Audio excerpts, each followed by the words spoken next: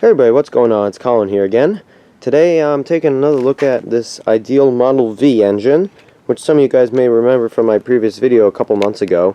As you can probably tell, a lot has changed. I redid the gas tank, the carburetor, the fan, and a whole bunch of stuff. So in this video, I just wanted to give you guys an update because I finally got this thing to run pretty well. So first of all, I got rid of the cart.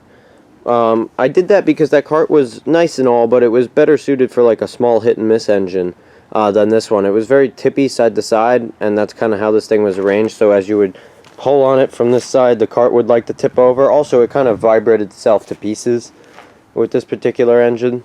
So I got rid of that, and I just made a simple little, 2x6 and 2x4 little stand for it, just to get it off the ground. I'm thinking about building a better cart for it at some point, but for now this seems to work. You just have to have it strapped down to something because it still jumps around.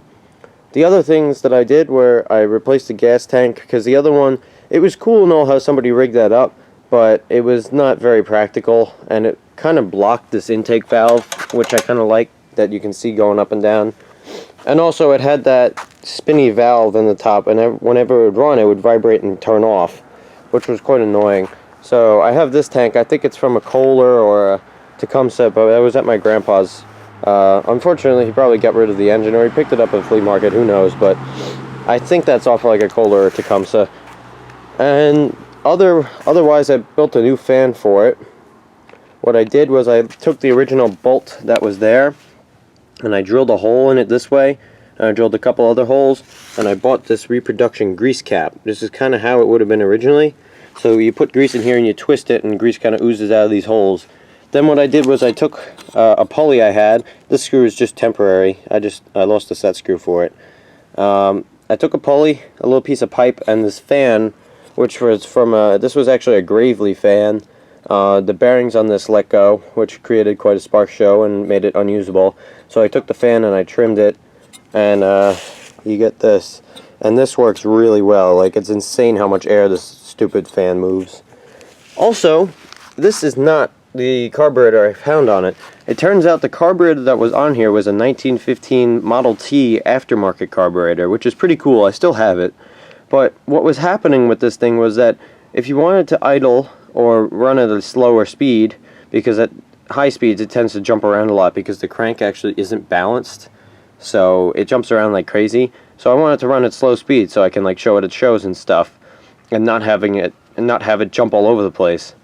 So at slower speeds, no matter how much adjusting I did on that thing, it would kind of run at the speed for a little while, then slow down a little bit, then rev up, then slow down, and kind of cough in that and die. Which I believe is what was happening in that last video. So originally I thought it was the carburetor, because the carburetor was pretty worn out, but then I threw this Briggs carburetor on here. This is a brand new Chinese knockoff Briggs carburetor for like a 4 or 5 horse, I think, maybe an 8, I don't remember. And it was still doing the same stupid thing. And I've been playing around with it for months, just playing with all the adjustments and everything, trying to get it to run, and it wouldn't. Of course, I didn't have a fan for a while. That helps because it adds a load on the stupid thing. I have to fix, apparently my grease is escaping. I'll have to fix that, and I just realized I got grease on my finger. So anyways, I've been trying to get this thing to run for forever. I even replaced the spark plug, which I might put the original one back because it's pretty cool.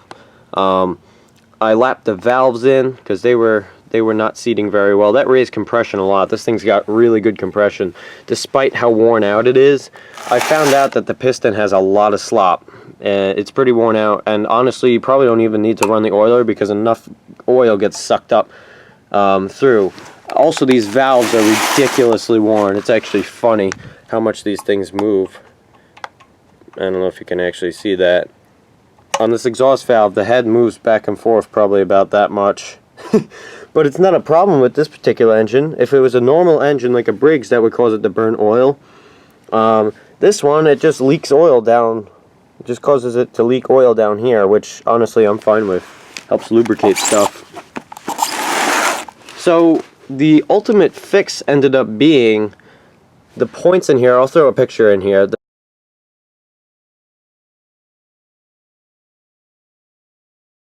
The points in here are, so they're like this, and there's a little lever that gets driven off a cam on the flywheel, and those points are adjustable, so you can bring them up or down like this a little bit. It turns out that the timing was, which basically changes your timing. Turns out the timing was all the way retarded, and it was causing it to run just rough. It would, it would fire really heavily and hard. It's kind of difficult to describe, but it would cause it to not run right. So I advanced that, and I've been today, and I played around with these adjustments today, and I got it. Oh, I also built this fan today. I did a lot today. I've been working on this thing for a couple hours, but I finally got this thing to run somewhat decently, and I'm pretty happy. So I figured I would show you guys. I am going to replace this fuel line at some point, and this valve, or this fitting, because as you can see, it's leaking all over the place here. But anyways, it's not super slow, but it's as slow as I'm going to get it, to the point where it won't stall out every, like 5 minutes. This thing will keep running. So let's put you guys on the tripod here, and I'll start her up. I think this will be the best position where you can see everything at once. You can see the fan, and if you look closely enough, you can see the exhaust valve popping up and down back in here. You're not going to be able to see the intake, but I'll get you a close-up shot in a little bit. So hopefully this thing doesn't make a liar out of me. I did have it starting pretty easily before. Let's see how we do. I'm going to have to stand on this because it likes to wander also. I'm just going to flip that around. Here we go. There you go.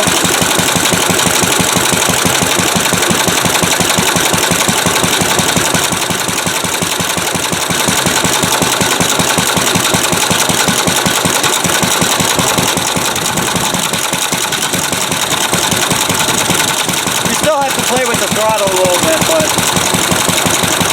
at least it seems to run pretty well.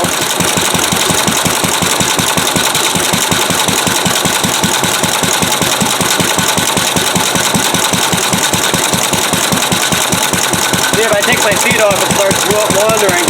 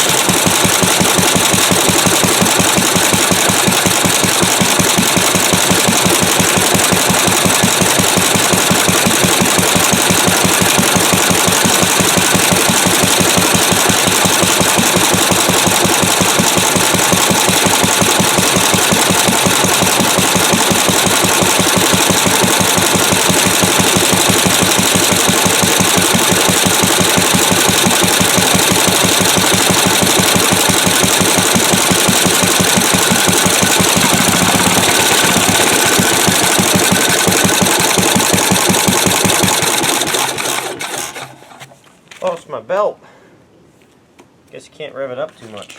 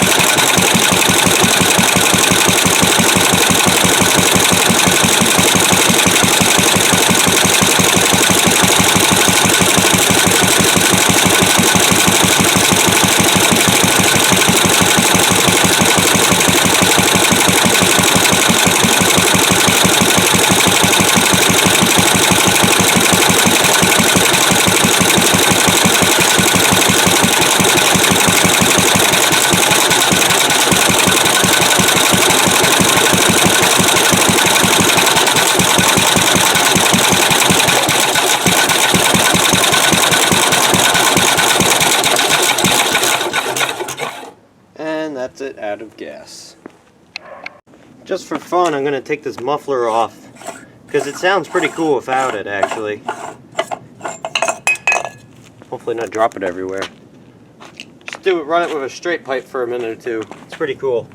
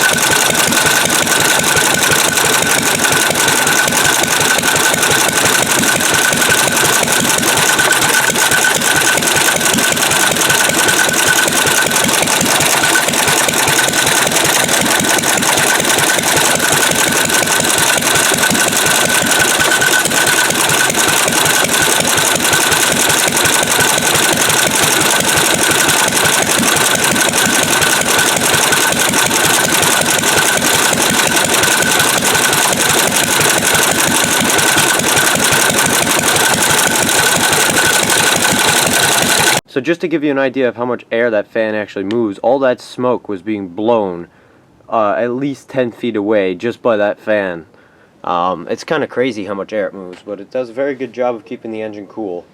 So, anyways guys, thank you for watching, and I hope you enjoyed the little update on this thing, and I'll see you in the next one. Bye.